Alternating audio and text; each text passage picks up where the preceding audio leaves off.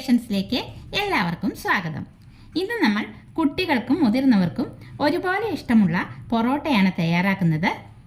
അതിനായിട്ട് നമ്മളിവിടെ ഒരു ബൗളിലേക്ക് 1/2 കിലോ മൈദ ഇട്ട് കൊടുക്കുന്നുണ്ട്. നമ്മളിതിലേക്ക് ചോറ് അരച്ച് ചേർത്തിട്ടാണ് മാവ് കുഴച്ചെടുക്കുന്നത്.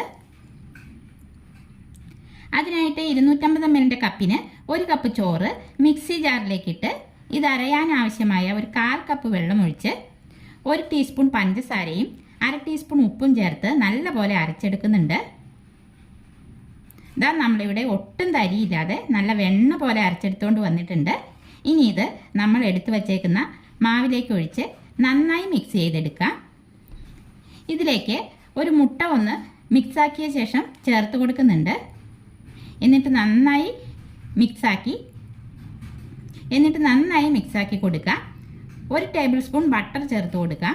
ശേഷം 1/2 കപ്പ് സാദാ പച്ചവെള്ളം കുറേശ്ശെയായി ഒഴിച്ചു കൊടുത്ത് നന്നായി കുഴച്ചെടുക്കാം.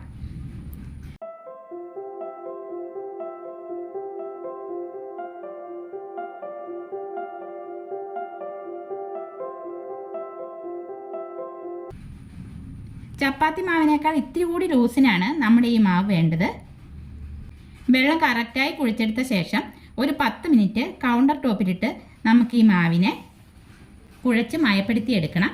നമ്മുടെ ഈ കുഴക്കലിലാണ് കേട്ടോ പൊറോട്ട സോഫ്റ്റായി കിട്ടുന്നത്.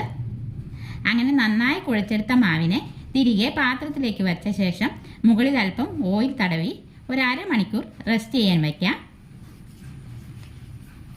1/2 മണിക്കൂറിന് ശേഷം മാവ് നല്ല സോഫ്റ്റായി വന്നിട്ടുണ്ട്.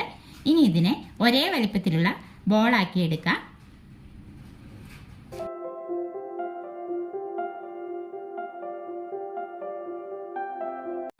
നമ്മളിവിടെ 7 ബോളാക്കി എടുത്തിട്ടുണ്ട്. 1/2 കിലോ മാവിന് 14 പൊറോട്ടയാണ് ഉണ്ടാക്കിയെടുക്കുന്നത് കേട്ടോ. വലിപ്പം കൂട്ടിയോ കുറച്ചോ എങ്ങനെ വേണമെങ്കിലും നമ്മുടെ ഇഷ്ടത്തിനനുസരിച്ച് ഉണ്ടാക്കിയെടുക്കാം. ഇനി ബോളിൻ്റെ എല്ലാം മുകളിൽ അല്പം ഓയിൽ തടവി ഒരു 5 മിനിറ്റ് നമുക്കിത് മാറ്റി വയ്ക്കാം.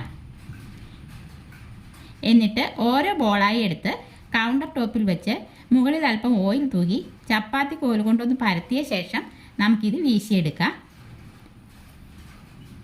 ഇനി പൊറോട്ട എല്ലാവർക്കും വീശിയെടുക്കാനുള്ള എളുപ്പത്തിനായിട്ടാണ് ചപ്പാത്തി കോല് വെച്ച് പരത്തുന്നത് കേട്ടോ. അല്ലെങ്കിൽ സൈഡ് വശം കൈ വെച്ച് പരത്തിയെടുത്താൽ മതി. ഇനി പൊറോട്ട വീശുന്നത് എങ്ങനെയാണെന്ന് നമുക്കൊന്ന് പഠിച്ചാലോ.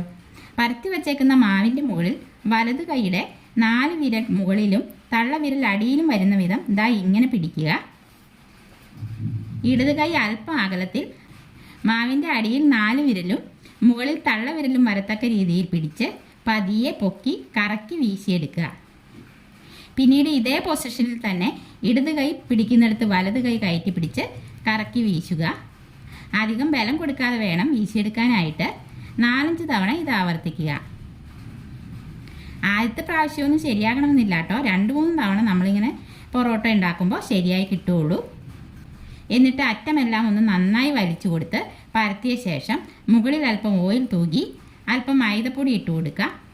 എന്നിട്ട് ഇതാ ഇങ്ങനെ കട്ട് ചെയ്ത് 2 പീസ് വീതം എടുത്ത് ചുറ്റിയെടുക്കുക. ലാസ്റ്റ് വരുന്ന ഭാഗം അടിയിലേക്ക് വെച്ച് കൊടുക്കുക. അങ്ങനെ നമ്മളിവിടെ 14 പൊറോട്ടയും വീശി ചുറ്റിയെടുത്തിട്ടുണ്ട്. ഇനി നമുക്കിത് ആദ്യം വീശി ചുറ്റി വെച്ച പൊറോട്ടയെ ആദ്യം എടുത്ത് പരത്തി ചൂടായ ദോശക്കല്ലിലിട്ട് മുകളിൽ അല്പം ഓയിൽ തൂകി ഒരു വശം പാകമായി വരുമ്പോൾ മറിച്ചിട്ട് മറുവശവും നല്ല ഗോൾഡൻ ബ്രൗൺ നിറമായി വരുമ്പോൾ നമുക്കിതെടുക്കാം. പൊറോട്ട ഒരുപാട് പ്രാവശ്യം മറിച്ചിടരുത് കേട്ടോ. 2-3 തവണ മറിച്ചിട്ട് ചുട്ടെടുത്താൽ മതി. ഇല്ലെങ്കിൽ ഹാർഡായി പോകും.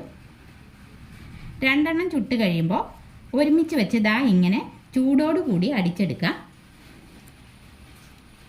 അങ്ങനെ നമ്മുടെ നല്ല ലെയറോട് കൂടിയ സോഫ്റ്റും ടേസ്റ്റിയുമായ പൊറോട്ട ഇവിടെ റെഡി ആയിട്ടുണ്ട്. എല്ലാ വീട്ടമ്മമാർക്കും ഈ രീതിയിൽ പൊറോട്ട ഉണ്ടാക്കിയെടുക്കാനായിട്ട് പറ്റും കേട്ടോ. കടയിൽ നിന്നൊക്കെ വാങ്ങുന്നതിനേക്കാൾ ടേസ്റ്റിൽ നമുക്ക് വീട്ടിൽ തന്നെ ഉണ്ടാക്കി കഴിക്കാമല്ലോ. അപ്പോൾ ഇന്നത്തെ ഈ പൊറോട്ടയുടെ വീഡിയോ എല്ലാവർക്കും ഇഷ്ടപ്പെട്ടെങ്കിൽ ലൈക്ക് ചെയ്യാനും ഷെയർ ചെയ്യാനും സബ്സ്ക്രൈബ് ചെയ്യാനും മറക്കല്ലേ. അടുത്ത വീഡിയോയിൽ നമുക്ക് വീണ്ടും കാണാം.